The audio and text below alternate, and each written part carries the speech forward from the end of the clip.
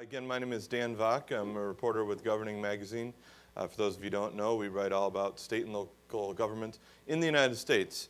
Occasionally we have written a little bit about international things as well. And so luckily we have a little bit of background with that, but mostly the state and local government space. And my particular background is covering state government for about 15 years. So that's the kind of common thread there.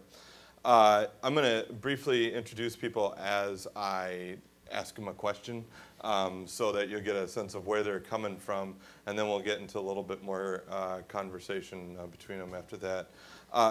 So I'm going to actually start with Larry Blaine, who you guys might know as the BC guy, who's been standing back there, defending the great country of Canada at every twist and turn in previous panels. So I'm glad he's eagerly anticipated. For those of you who don't know, he was the president and CEO of the BC Partnership, which is, well, he can explain exactly how it's structured, but basically an entity, I'll just put it that way, that helped develop public-private partnerships in British Columbia, and now is with KPMG. And I guess, so I'm going to start here. You know, I guess when we say P3 here, we're thinking a big pile of money and you know, maybe some operating after that, but that's not exactly the model that you have or that you've developed. And we also think mostly about roads and toll roads specifically. And I think you've dealt with hospitals and schools and all the other things that we say that we want to include in the infrastructure discussion, but you guys have actually have experience doing that with P3. So why don't you tell us a little bit, sort of educate us a little bit on what we should know. So I'll give you five on the kind of a brief overview of the Canadian market, which I think goes to answering your question. In Canada, the market started around 2000. There have been 220 projects done, most of which are DBFM or DBFMO, some DBF, some DB. But that number of projects, about $70 billion, I guess Canadian now, it's less than it used to be, 60 billion US. So the legal framework within which this market has developed in Canada is that it's all done by policy. It's not done by legislation. That's one of the big differences between what I've observed about the United States and the Canadian market is that in Canada, there are procurement laws, but basically if you want to do a capital project as a public-private partnership, you don't need special enabling legislation for that. One of the consequences of that is that you get a lot of innovation and creativity because you're not bound by specific legislation. You may argue that that's a bad thing, that the politicians can go off and do whatever they want, but it can also be a good thing in that you get a lot of innovation in the program. The policy drivers, it's different in different parts of the country, but it's basically most provinces have some form of a capital standard. British Columbia brought in a capital standard in 2005, and now there's capital standards, formal or informal, in most parts of the country. The capital standard says if you're going to do a capital project for more than $100 million Canadian, you will apply a screen that will determine whether or not there is a compelling reason not to do a public-private partnership. So the compelling reasons might be you can't include maintenance in the project, you can't include operations. Maybe it's a brownfield project and there's too much latent defect risk, so you can't package it up for the private sector. Sometimes it's just too big. A large dam project that we're working on in British Columbia is simply too large for the private sector to, without breaking it down into its pieces. So if you can find a compelling reason not to do it, then you don't have to include it in your analysis. But if there's no compelling reason, then you will look at a DBFM or some such model as part of your business case, and that provides discipline to the bureaucrats, basically. You have to look at it. And once you look at it, you'll probably learn a lot about the project as you go. So within that context and policy, there are institutions in Canada, one of which, the first one was Partnerships British Columbia, 2003. There's Infrastructure Ontario, Infrastructure Quebec. There's different models. Some are independent agencies, like Partnerships BC. Some are part of government. But I'll just give you a couple of minutes on Partnerships BC, because it's a rather unique sort of organization. So it's a a Crown Corporation. It's a state-owned enterprise. We report to the Minister of Finance, so we're owned by the government, but there's an independent board and it has a commercial role. And it does procurements, large procurements, for the province of British Columbia. So can you imagine, we started off by, I had to go on my knees over to the Ministry of Transportation and cut a deal with them so that their procurement function, which they had done for 100 years, would go over to Partnerships BC. And so we did that, and all the different health authorities, all their procurement roles went into Partnerships BC, and we then serve these ministries or departments as our clients. We have engagements, we have performance metrics, we get paid for performance, they can fire us, we treat them as a client.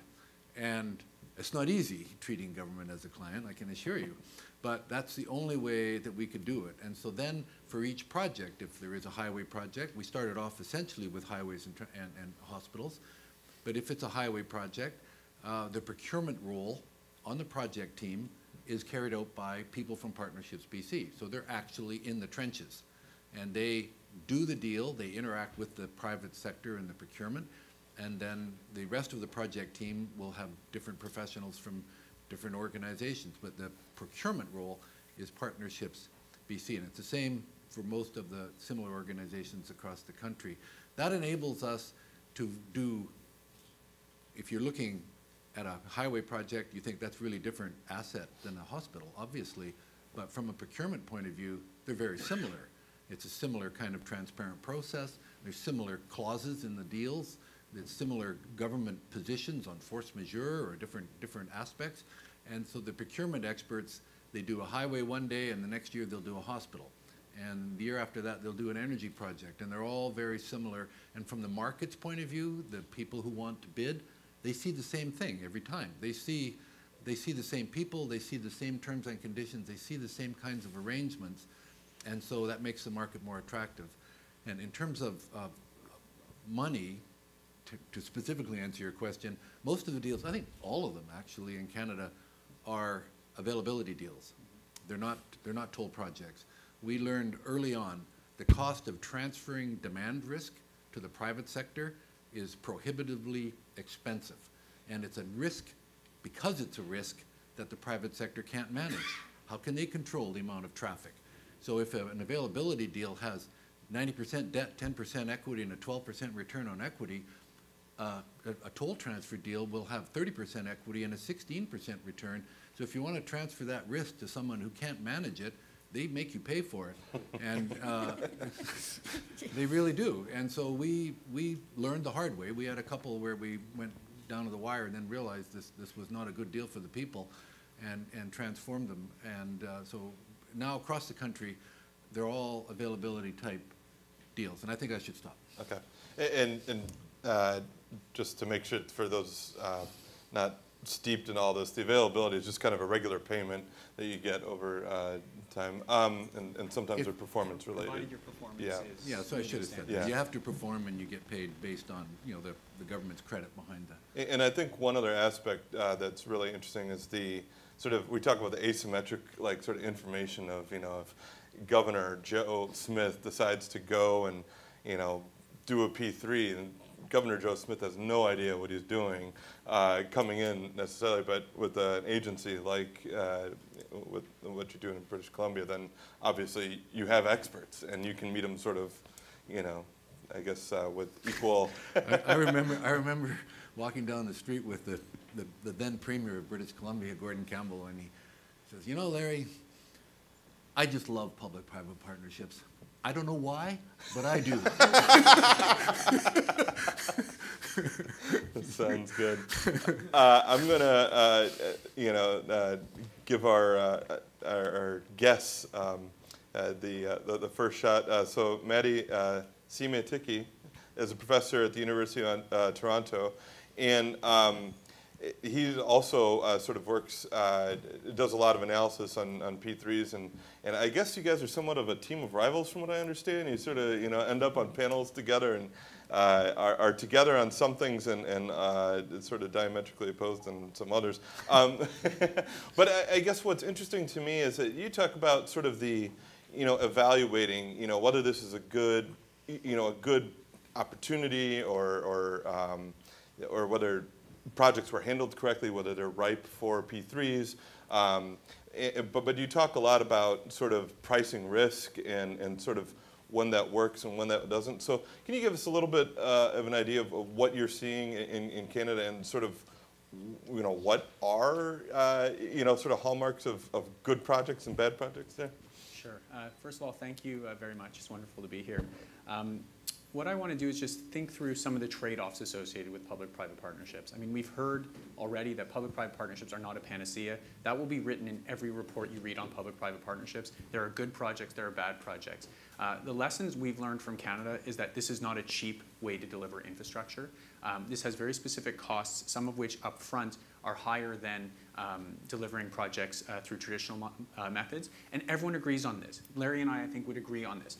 Public-private partnerships have higher cost of finance, they have higher transaction costs, they have higher upfront build costs because you're transferring risk to the private sector. So the question then becomes, why would you do a public-private partnership at all?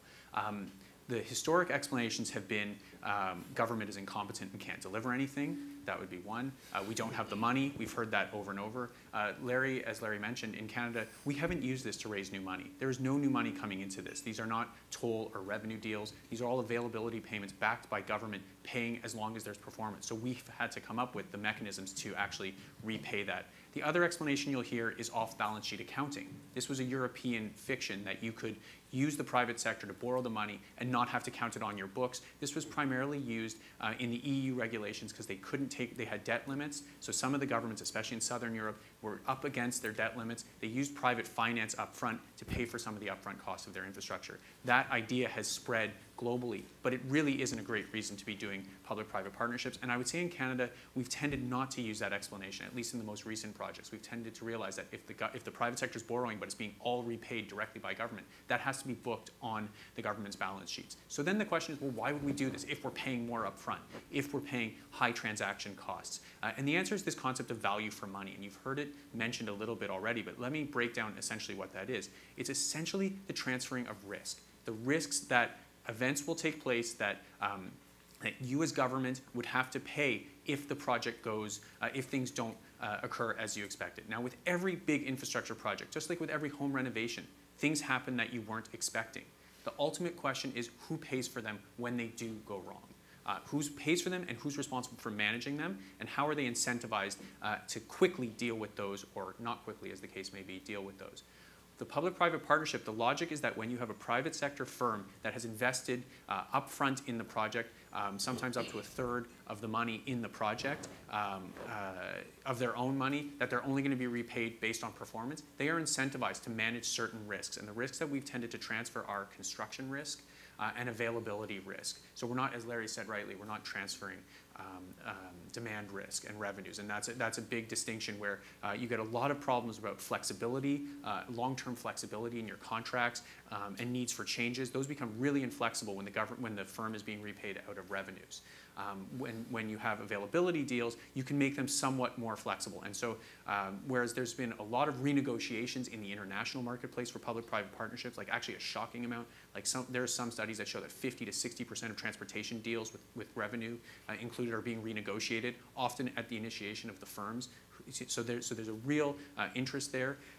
We haven't seen very many, if any, major renegotiations. So it's this idea of value for money. Now, I do want to come back to the idea of, are we actually delivering value for money? There was an Auditor General's report in Ontario which really highlighted how expensive these deals are. The Auditor General found that when they compared the traditional model, which is government financed, with the public-private partnership model, the headline number was $8 billion is the difference on 75 projects. The government paid $8 billion additional dollars to deliver projects through public-private partnerships. What people took out of context, so that was plastered all over the news. Government pays $8 billion extra. The way to think of that actually is as an insurance policy. They bought an $8 billion insurance policy against things going wrong down the road.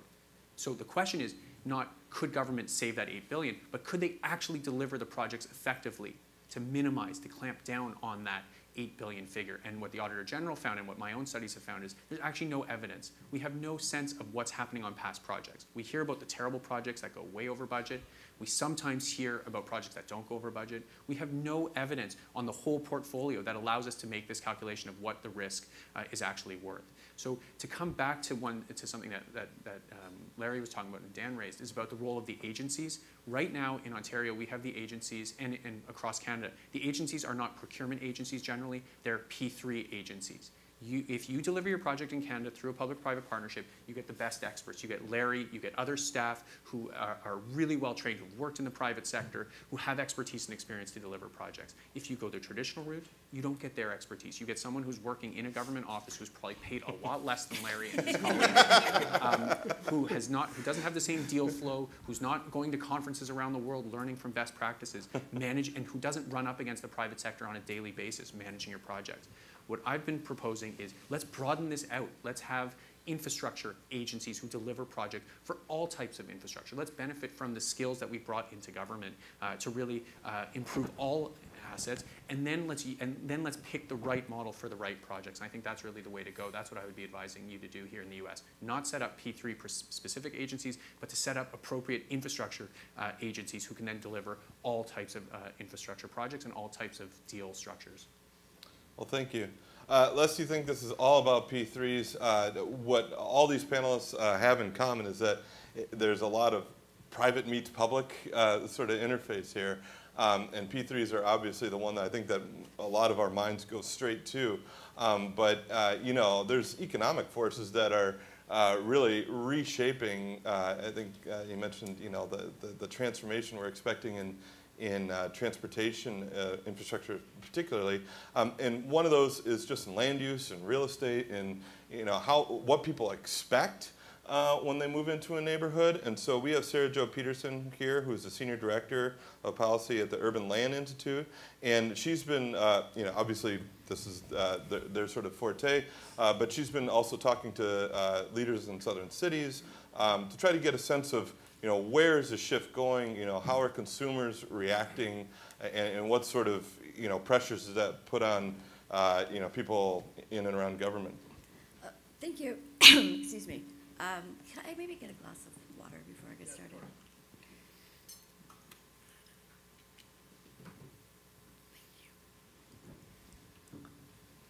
So, yes, I'm with the Urban Land Institute, and those of you who are not familiar with it, we're not a traditional think tank.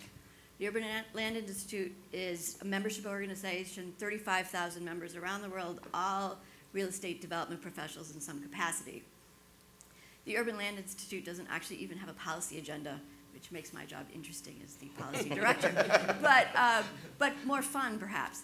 But from the private sector perspective, though, one of the things we do is get and take on the markets. And what are the the real estate industry thinks about markets, and land use is then local. And when I go through what we're seeing in the markets and how that affects how we're seeing the leadership activities we do in our local chapters, I start to see, and drawing this back up to Washington, D.C., I think you can start to see what I see as gridlock in Washington, D.C. is not so much a reflection of that we can't agree on how to pay for it, but we may actually not be able to agree on what we want to build. And so I'm going to do this with a sneak peek of 2 surveys, public opinion surveys. You heard it here first. Heard it here first. A sneak peek that we will be releasing the full versions of in May of this year. One is the next edition of America 2015, which looks at housing, transportation, and this year health, a national survey of Americans. And the next is a repeat of a deep dive we did on millennials in 2010. And just your sneak peek of it is that half of Americans agreed or strongly agreed that I would like to live in a place where I do not need to use a car very often. Half of Americans agreed. That means also half of Americans disagreed or strongly disagreed. And this is not, that Americans are split, this is what our America 2013 found. This is what a lot of the surveys have looked at this found. Americans are split right down the middle. Half want wide open spaces, half want urbanism. And everybody says, well, the millennials are different, right? Maybe. When we look at our deep dive in the millennials, yes, it gets up to 60, maybe a little more, want to live in a place where they don't have to use a car very often. But in the next 5 years, 70% of them want to own a home. Right now, 1 in 4 of them own a home. So they have a real reality check coming about how urban space works in this country, but are a large enough force to change it. And this is a political conversation we're having, and so I give this the best political data we have on this is a Pew survey from last June. And I found this very fascinating, that there's a direct correlation with your political belief and how you want to live. 3 in 4 people who are consistently liberal would trade a smaller house for being able to walk to shops, stores, schools. 3 in 4 Americans who are consistently conservative want the larger house and driving several miles to schools, shops, theaters, whatever. Actually, and it's astounding. The more conservative it goes like this. You can actually predict how conservative someone is by how strongly they feel about that trade-off between space and walking. And which gets to my mind, you sort of think of Gail Collins, the New York Times columnist, which I think she was talking about gun control, but that we are in a war in this country between the empty places and the crowded places, and what that really means for infrastructure.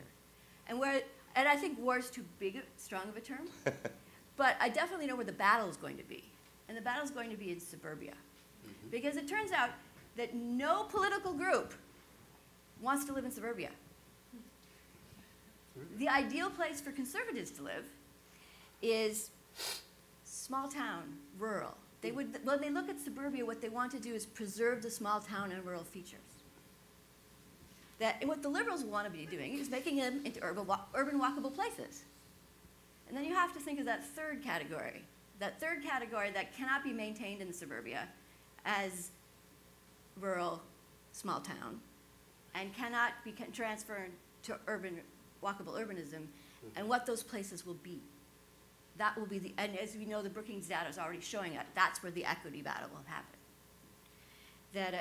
But taking this to infrastructure, this means that the country is actually completely split on what infrastructure they would like to see built. That we have one vision that's cars, solar panels, septic tanks and wells, sort of the vision of rugged individualism writ large, which is why we're actually having some interesting, strange bedfellows politics on solar panels.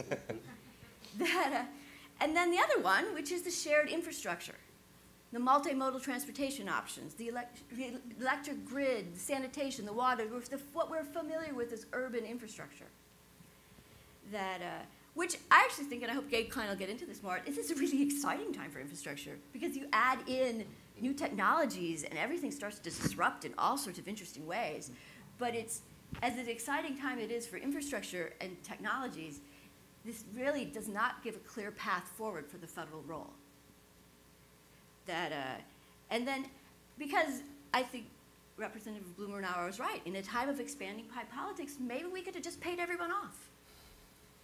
But we're not in a time of expanding politics, and Americans have gotten much smarter over the decades. And some of this is the liberals. The liberals have gotten much, much more sophisticated about calling out federal subsidies for things. That we have a much more sophisticated conversation about that when the federal government builds the interstate system, or when the federal government chooses to subsidize single-family homes over other types of homes, they were building suburbia and subsidizing suburbia. Well, when we have that really sophisticated conversation, we're also having a very sophisticated conversation now about winners and losers. And Aaron Klein, maybe it's not beneficiary fees that everybody are getting upset about. Maybe it's winners' fees. And how are we going to have that conversation at the federal level in a time of austerity politics? And so that sort of leads, I have some other conversations with you guys too about how sort of some of the consensus we have over infrastructure solutions are falling apart and haven't been quite replaced, and also what that means for a federal agenda to go into.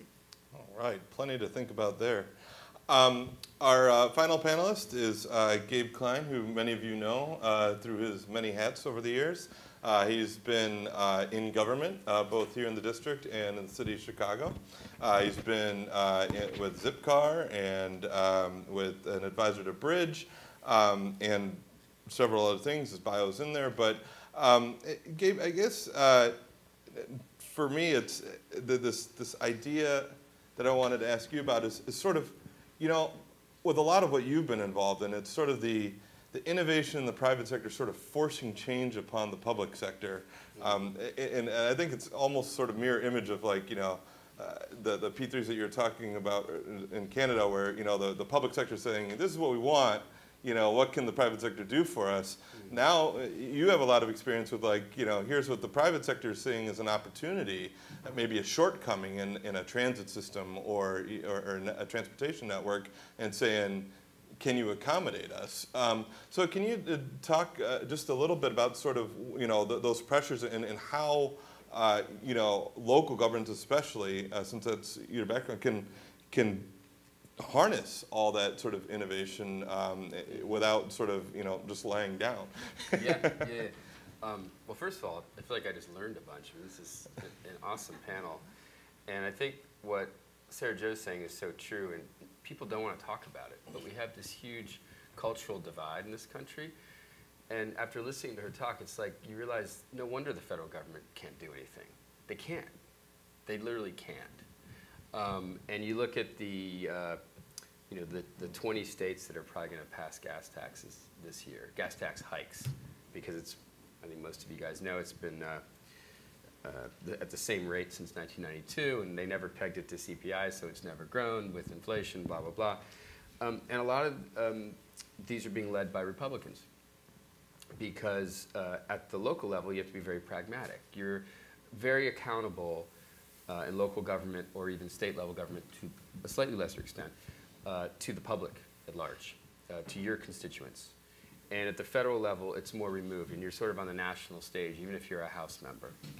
So I think what we're seeing is this gridlock at the federal level in the Congress leading to the administration working on the administrative stuff that they can do. And then you see agreement on things like TIFIA, you know, which they upped by a factor of 10, which is a huge boon for local governments. But anyway, if I could just also respond to something that you guys said. I mean, I think it's fascinating. When we got on our call to prep for this, and we were talking about public-private partnerships, and that's not what this panel is all about, but it's a component. And it was fascinating to me that when our Canadian friends were like, well, we don't actually have the private sector finance it. And then somebody said, or not finance it, but you know, pay for it and take on the debt load. And somebody on the call, I'm not sure who it was, said, well, like, what the hell does the private sector do then if that's not what they're doing? You know, so I'm going to posit a theory here that basically nobody knows what the hell a public-private partnership is, because it means something different to everybody. And I would argue that a lot of things that I've done on both sides of the equation, on the private side and the public side, have been public-private partnerships. I mean, Capital Bike Share is a public-private partnership. Divvy Bike Share in Chicago is more of a public-private partnership because we transferred more of the risk. And so, to your points, it really is about how much risk you are moving.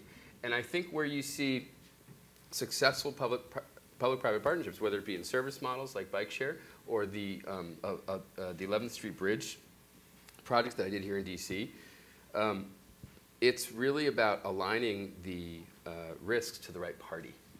And just as a quick example, with the 11th Street Bridge, it was a $450 million project. We had never done a design build. So we didn't do a design build, operate, maintain, finance, or anything like that. It was just a design build. It was multiple bridges. And we used a GARVI bond program, which is a generally anticipated revenue bond. So basically borrowing against future revenues. And, but we took on the debt. And when we were negotiating with Skanska Ficina, one of the key sticking points was not something you would think it would be, but when we were figuring out how we would do this, they said, well, wait, are you guys going to get the permits or are we going to get the permits? Because you got to deal with, you have to deal with Coast Guard, you got to deal with Army Corps of Engineers, you got to deal with a lot of different groups. And let me tell you something, it's a pain in the ass. So when we said that we would take on the risk of the permitting, they breathed a big sigh of relief, and they were willing to do the project for $350 million. It's a huge savings, or $365 million, it's something like that. What's a few million here or there? So we were literally designing it as we went, though, and we, like CSX wouldn't give us the permit and the approval over their right-of-way, so we couldn't lower it as much. So we had to do a design change, and that was on us. But the project came in almost a year early, and it came in way under the original budget. We met every week, me included, to make sure, with the principals of Skanska and Ficina, to make sure that it was staying on track. We actually fired the company that was doing the construction management, took it in-house. But long story short, it was a real partnership. And I think that's what's missing in a lot of these deals, is a real partnership. Particularly here in America, it's like we're always trying to screw the other party. And the other point about there are good projects and bad projects, that's so true. Like for instance, Bixby bike share in Canada. I thought that was an awesome public-private partnership. Now, it was run really poorly, and there was corruption. It was run into the ground. But it could have been a huge success. So I think it's okay to try these things and fail. I think that you can look at them and see sort of what makes it work and not work. You can sort of do a post-mortem and pretty quickly figure it out. And there's a continuum of public-private partnership, which is all the way from, hey, we're contracting you to do this, but we want you to take a little more risk in this area in marketing or something else, and we're going to pay you a bonus if you do, all the way to, like, we're giving you the infrastructure, you run it, you have a concession on it, we do a 100-year lease, or we actually give it to you. With the Riverwalk project in Chicago, that was a project we hadn't even conceived of until the mayor took office in 2011. We conceived of it, we spent $1 million on the conceptual design. We stole money from another project. We showed it to the mayor. He loved it. We financed it. We engineered it. And we went to construction all within like 28 months. And it was the TIFIA loan program at the federal level that allowed us to do that. Now, we figured out that we could finance the majority of it through just rebidding a few tour boat slips on the river for architecture tours. Because they were paying so little and making so much. And when we realized that they were willing to pay more because we were aligning our incentives, they wanted a better Riverwalk. It was really crappy to operate out of. We wanted a new Riverwalk for the citizens. They basically paid for it. But we took on the debt through the TIFIA program, 35-year loan, 3.2% interest. Private sector covers it, basically. I would view that as a public-private partnership. Just because they didn't take on the debt doesn't mean they aren't paying for it. So, I don't know. That's maybe a long answer, and probably not exactly what you asked me. That's all right. But we'll get back, and we're going to open this up to questions in just a couple minutes here. I am interested, since we do have a binational panel here, we're talking about the hopelessness of, Americans are divided, and there's the sort of urban versus the, the wannabe rural. I don't know that actually that many people are living in rural spaces, although they might want their suburbs to emulate them. Yes, I think it's more like that. But I'm wondering, is that true in Canada? Do you have the same sort of, division there? I don't know that this is quite your expertise, but since you're, in the transportation world and you're here, and you're that BC guy, so. Well, Maddie made a good comment about process. Like in Canada, if there's going to be a capital project, whether it's a PPP or not is not the issue. It's the decision on the capital project, because however we do our P3s in Canada, they all go on the books. So whatever the financing method, whether it's 10% private or 90% private, it all goes on the books in the same way. So the political decision is whether to do the project or not. The procurement part is pretty much not very much of an issue to anybody. It was initially. There were certain stakeholders that were against, but over time that kind of dissipates. I remember the finance minister once saying to me that, Larry, when you buy a new car, people are interested in the car you bought. They don't care how you built it. They want the car, right? And I think that's the way it is in Canada. Maybe, I don't know. Yeah, I think we have been having real issues around inner city and suburbs, perhaps for different reasons than you might think. In our context, especially I'll speak for Toronto, where I'm from and most familiar with, you may know us from our mayor. But we have other good things taking place. But he fomented this war on the downtown elite. And so whereas our vision of cities over the last half century has been the city, the donut, the view of the affluent moving to the suburbs, leaving inner cities blighted. Actually, in our context, we have the complete opposite. We have wealthy, walkable, urbane, in many cases elite downtowns, and we have a ring of inner suburbs that are that are where many that have become our new landing spots for new immigrants. Canada takes in many new immigrants. We take in as a country about 250,000 or more per year. As a city, we get 100,000 new immigrants every year to the Greater Toronto Area. These people used to settle in the city centers. Now, though they're being priced out of those neighborhoods, they're moving into this ring of inner suburbs. And from an infrastructure perspective, the complete mismatch.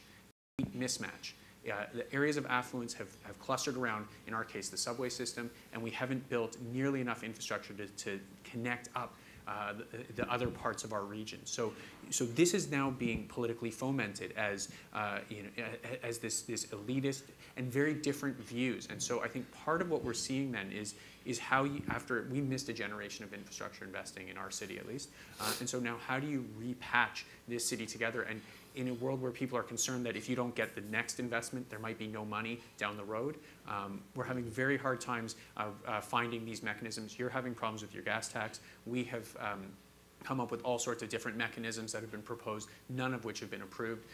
In Vancouver, where in British Columbia, where Larry's from, they're having a referendum as we speak to try to figure out if they should raise percentages on the sales tax. By all accounts, that doesn't seem to be going particularly well. One of the things we found in Canada is that people intersperse the view of both the projects themselves, the funding, with whether the projects are well delivered and whether the people who are planning them actually have the competence to deliver them. And those get really intermeshed. And so a lot of the conversation today was just, we need to spend on infrastructure. I would add to that, we need to spend on the right infrastructure, and then we need to deliver these projects competently so people have, not just because it's a waste of money if you pick the wrong project or if it goes over budget, but also because you're actually going to lose your constituency of people who are going to support infrastructure and think this is important if you don't. So I think that's really a part of what's going on here. Millennials in Vancouver are very grumbly right now because they can't afford to live downtown and they don't want to go to the suburbs. It seems like things in Canada are not quite so different than here.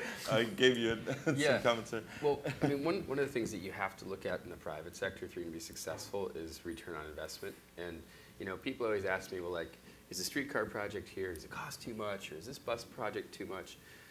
Why is bike share such a great thing? It's all about return on investment. I don't care if a project's $1 trillion. If you're getting the return on it, and there's different types of return. There's tax base, and there's tax increments, and then there's just sort of, like with bike share, it costs so little, but what it brings to your community, to your neighborhood, to your city, particularly if it's big enough, you almost can't assign dollars to it. And so I think if government is forced to look at return on investment, they're going to stop building stupid projects. And a lot of the projects that we're building have been on the books for 20, 30, 40 years, right? And they keep getting pushed in the tip, way out. And it's because they aren't good projects. And, people are finally realizing what it costs to really build a road and a bridge. It is really expensive because when you have to go back and rebuild that bridge for $350 million, and nobody really sees a big benefit out of it because they're like, well, it was there before, now it's here. It's a little different spot. Right. And so the public doesn't understand the cost and value of infrastructure for the most part. They don't know how much it costs to build concrete and steel. And that's a real problem. But I think that you are starting to see in capital planning processes more focus on what is the return over the short term, the medium term, and the long term. And also, if we're rebuilding this infrastructure or building new infrastructure, are we building resilience into it? Are we building flexibility into it?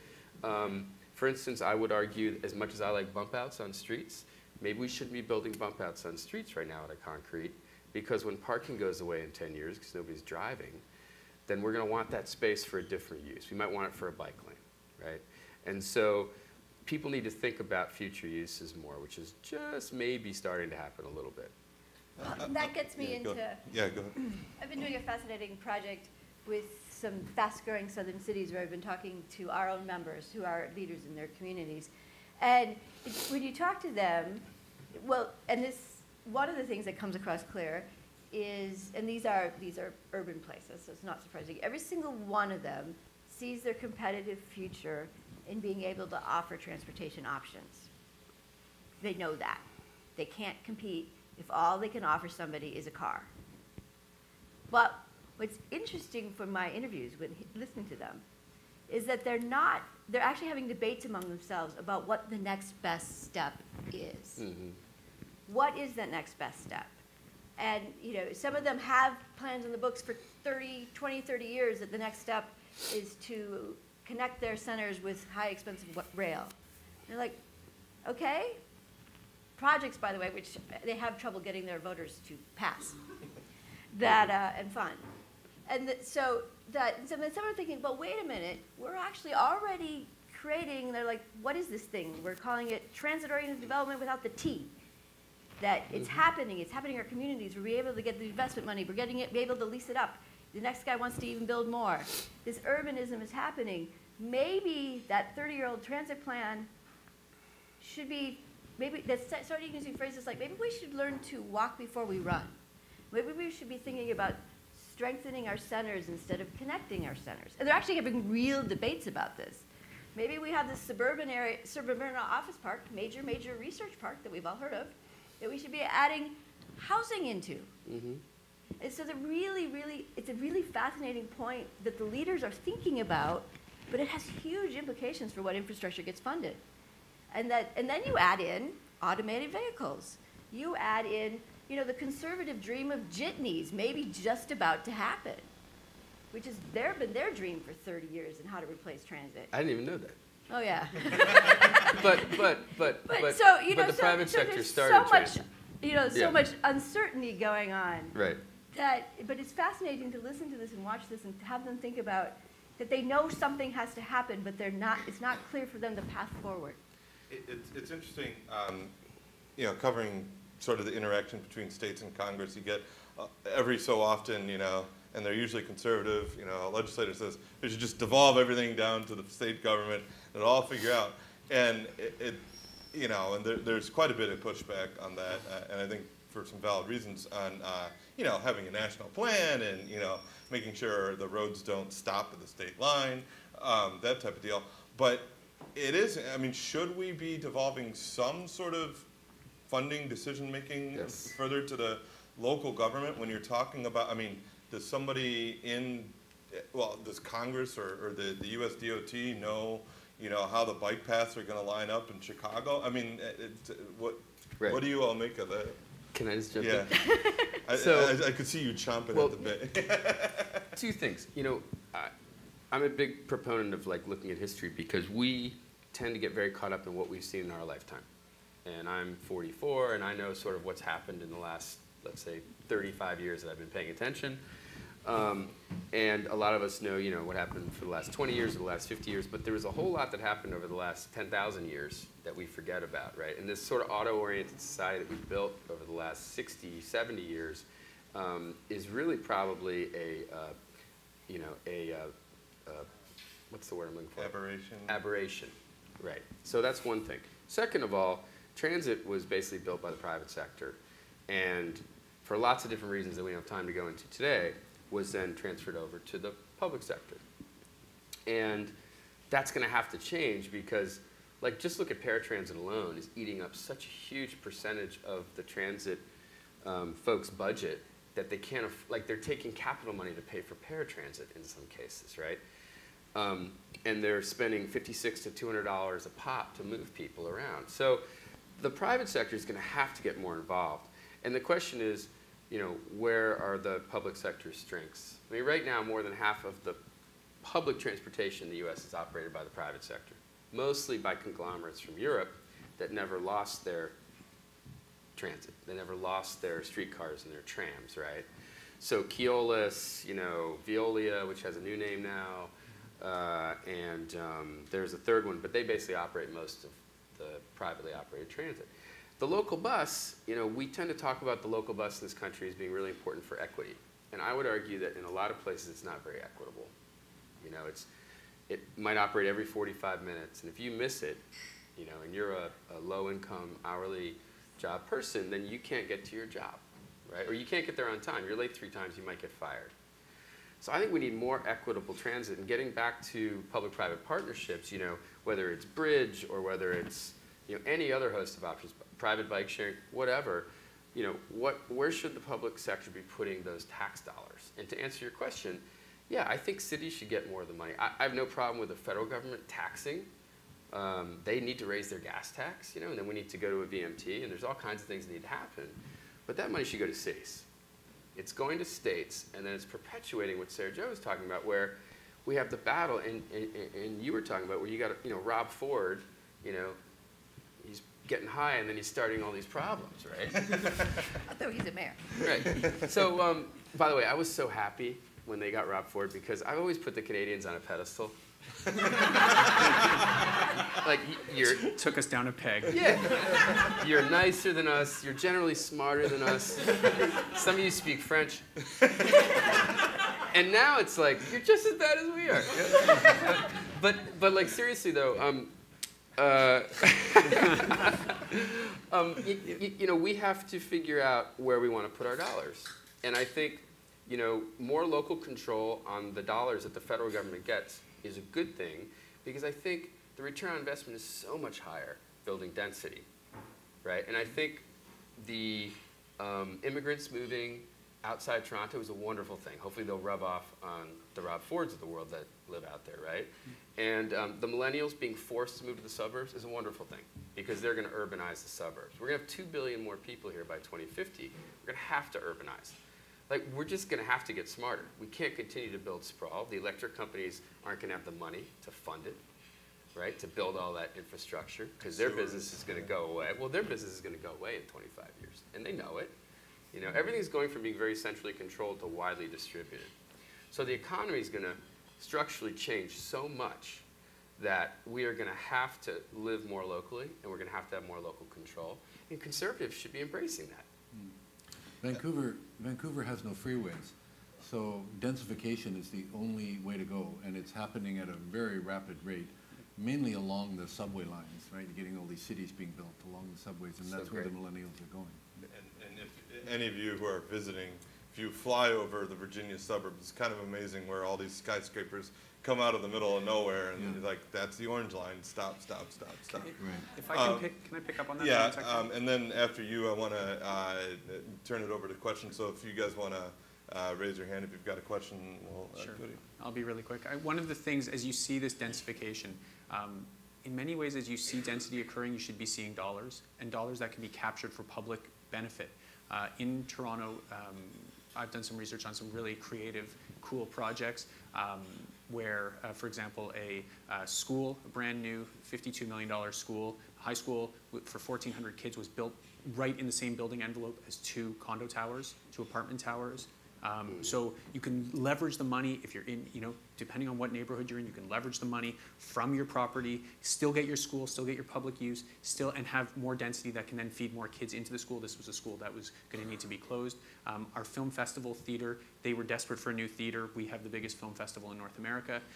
Again, a real estate play. They put condos on top. They were given additional density because it was for public use. They built a 5-story podium with the theaters in there. You now see pictures of you know, the biggest stars in the world at this theater. Other ones are heritage. This doesn't just have to be a real estate deals. We've seen our old hockey arena. This was considered like the real cathedral of Toronto was Maple Leaf Gardens. In Toronto, It was a lot of this was the hockey cathedral of Canada. For a team that hasn't won in about 50 years, we'll say. But we were able to revitalize this building. The building was actually about to be knocked over because they couldn't figure out what to put in there. It was owned by a private private sector grocery store, but it was too big for them. This is a massive stadium.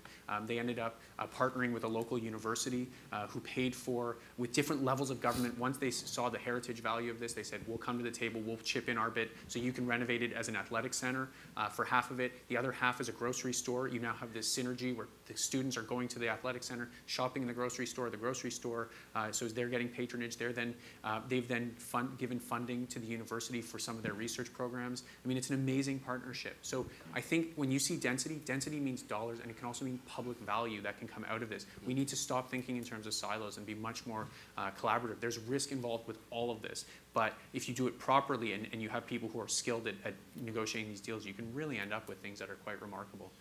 And I would add that that is what ULI means when they say public-private partnership. Yep. Do we have questions from the audience? If not, we can keep doing this. You know? We've got. I'll go where the mic goes. How about that?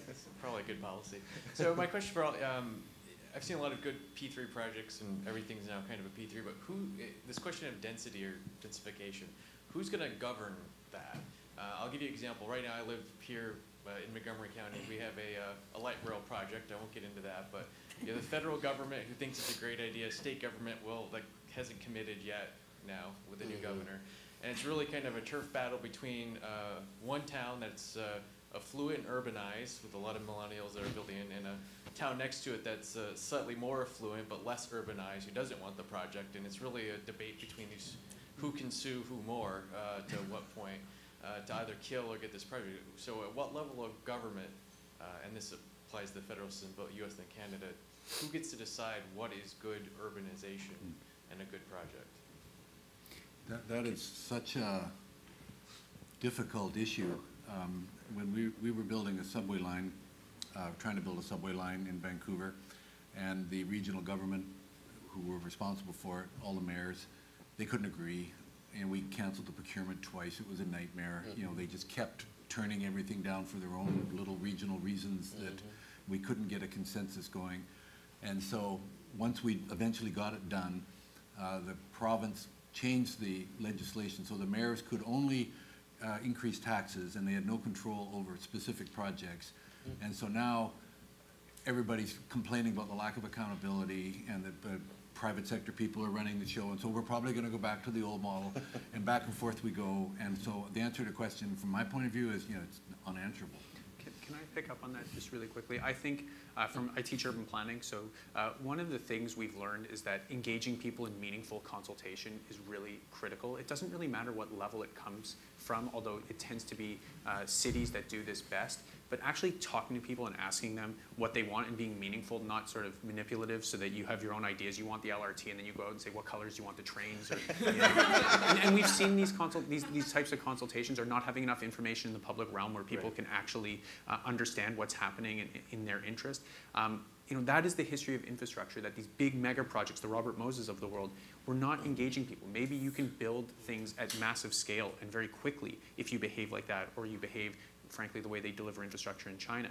The issue is that as you, from a planning perspective, from a local perspective, I think we're now at the point where you can't force projects through in the same way. And the legal battles are in many ways a result of a failure of urban planning. You're never going to get consensus in a context where 50% of people believe one thing and 50% believe another. And consensus is not necessarily what you should be going for. But everyone having an equal opportunity to have, to air their views and have input, meaningful input that they can then see in a transparent and accountable way how it was responded to, I think is one of the ways that you start to dissipate those really confrontational debates that we hear all the time, whether it's light rail, whether it's social housing, all sorts of different types of infrastructure that become really confrontational and almost impossible to deliver and govern. I would add, I think that there are things the federal government and the Obama administration has done to incentivize making that connection with land use and densification. But they can incentivize the way the United States is set up. They're never going to be the final decision on the development projects. But they have made actually pretty significant strides in making sure that you have, when you apply for new starts, you're actually thinking about the land use. Ways to have you come in with a development plan as part of the application as showing your revenue. So, and I think Gabe may even have some good examples about how that can work. So I see some recognition at the federal level that needs to happen, but the federal government's never going to be the the group that weighs in between affluent, doesn't want densification, growing fast millennials who want densification at the same light rail line. I mean, the courts maybe, but it's not going to be the federal government itself. Well, in some respect, can't they though? If they, like through some of the incentive, you know, Right. through Tiger or something, it's like, well, you guys all disagree, but you have a Yes. plan, and so we're going to Gonna give the go- money to the people that made this, you know, a plan that everybody's on board with. And I that's, mean, it's a great example of incentivization. okay. Where are you going? We're good.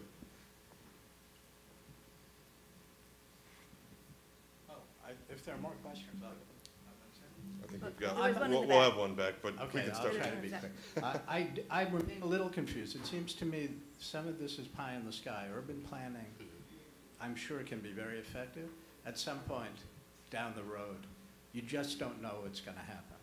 So we had subways in Manhattan going up to Harlem. Harlem became a rich suburb for a while. It's another iteration. It became a poor slum after a while. Brooklyn became a poor slum after a while. Now, you might think it's the millennials or whomever moving out to Brooklyn, but a priori necessity was of a sharp reduction in crime rate to make that plausible. So while I'm not suggesting you not urban plan, I am suggesting there are enormous unknowns, including ROI, because the ROI on developing the outer shell of Toronto, the suburbs, the inner, that must be low. I mean, who knows what's going to happen putting a rail line up there or a subway line up there. But maybe it would lead to development. So I'm appealing to ignorance. You know, Well, and what's the advantage but- of but ignorance? this You're just is- doing what seems right. Can I just add on that? I mean, like some of the things we talked about, disruptive technologies by their very nature, Right. we don't know. We No. talked about this in our pre-count, like we're kind of looking, you know, into the crystal ball, and it's cloudy because with all the sort of, you know, automated driverless cars and all that kind of stuff. So, But this is why the private sector is becoming more important and the government's becoming less important. This is really why I left government again to go back to the private sector, because you know there's a time in '08, the economy was crashing, jobs were scarce, the public sector really needed to infuse a lot of capital in. I think it was actually really well done for the most part, and we got a lot of projects off the ground. But now things are back. There's this gridlock, right? Even at the county level and the regional level. And so I actually think the high-speed rail in Florida is a great example, because you made a great point. Like, who's going to invest? Like, should the government invest in the, you know, in the collar counties in Toronto? You know, but the private sector probably will take the risk if the land's cheap enough. So what happened? I think you guys remember Rick Scott. I think was the governor. Was that him? It said, "I'm turning back." Is he still there? So he turned back like the $1 billion, right? And I'm like, God, what a moron! Like, who would do that, right? And so he did that. And so they weren't getting high-speed rail, and California was. But now look what's happening. So the Flagler family, who built the original rail line on the east coast of Florida, basically became land barons, right? And they are multi-billionaires. And what are they doing? They're selling all of their land, and they're rebuilding the rail line that they built in 1883, and they're building high-speed rail, all private money. Because at some point, people realize, wait a second, there's a lot of money to be made here. If the government won't get their act together and do it, we'll do it. And because they're a land company, they understand the value. Like, we talk about TOD like it's only a metro station, right? But I think Capital Bike Share is a little mini TOD. I think high-speed rail is a TOD because you're going to have cities sprout up around these things. Like in California, that they're building one of these nodes out in the middle of nowhere, and people are like, well, that's stupid. No, it's not, because you're going to get a whole city there, right? So the Flagler family is going to make more money than they ever had on the land around the big transit or high-speed rail. And so And this runs from Miami to Orlando. yeah. to Orlando, and then actually over to Jacksonville or Tampa or something as well. So it's going to be awesome. And so Rick Scott was dumb, I think, but the private sector is going to find a way to make it work, and I bet you they will in Toronto if the government works with them and figures out a way to Can I jump in here? Just because you talked about history earlier, I think, you know, the Transcontinental Railroad, like one of the big incentive was the land, right? It was like, you build this track, you get a mile in each direction, Exactly. whatever it was. It Exactly. was almost more real estate than it was. And that's my point. Is like you have to get the right incentive to give them And for we a subsidize- priority that, you know, maybe investing in the outer rings of the. So instead of subsidizing oil companies and Walmart and McDonald's, which we do, why don't we subsidize this instead? So we'll hand it over to a Toronto expert. Yeah, I do have to jump in there because Rob Ford had basically two sayings. One was subway, subway, subway. He wanted subways everywhere, Yeah. and his second mantra was the private sector will build everything. Yeah. He didn't approve a single subway that's actually being constructed right now. The private sector looked at these projects up and down. The Ford administration begged them to build. The private sector alone will not fund these projects. They might finance them. They might give you, like on a credit card, like Visa or MasterCard, they might give you the money up front, but they are not going to fund an infrastructure asset that doesn't have a direct return. Subway transit in Toronto returns 70 cents on the dollar. That's among the highest in North America. I think it's only New York City that has a higher return on operating alone. Nothing to do with capital. But, Maddie, the private sector wouldn't go anywhere near these projects. But you have to tie the land to it. If you don't tie land to it, it doesn't work. But look at Hong Kong. We can't. There's no land. Okay, well, in our context, I mean, I think that's in one of the Hong Kong there complexities is, here. and it's a profitable transit Yeah. system. In Canada, rapid transit projects tend to be funded a third by the federal government, a third by the province, and a third by local government. And so where the lines go is entirely decided by politics and ridings. That's a problem. And unfortunately, I think we're about out of time There was here. one more question in the back. Do we have time for the one more? Okay.